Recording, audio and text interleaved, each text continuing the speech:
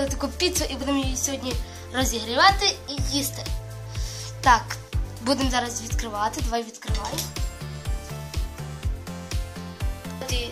Тарілку зразу розпаковувати. Ладно.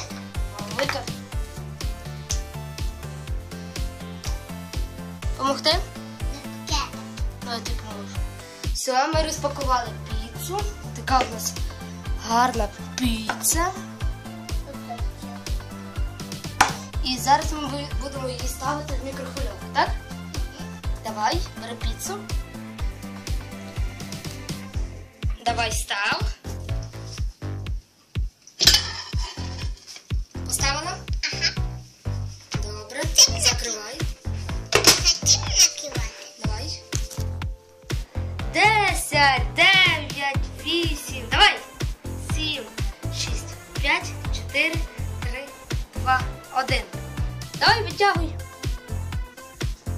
Опа. Акуратно, може бути гаряча. Гаряча?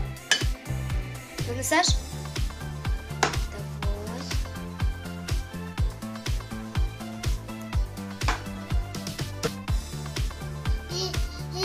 Зараз будемо її нарізати. Так, давай. Так, у нас спеціально для піци є спеціальний ножичок. Ось такий, зараз будемо нарізати.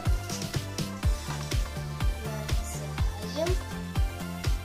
Так, і ми розрізали піцу, тепер Мартуся буде її пробувати. Пробуй.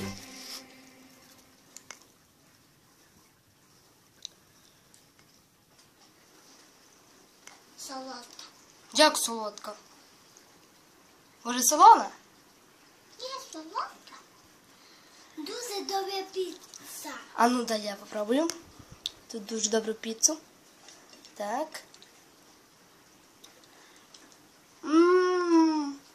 Яка вона добра. Це супер. Давай. Став лайк і підписуйся на канал Мартуся ТВ. І не пропусти нові відео мої. Всім па-па. Па-па.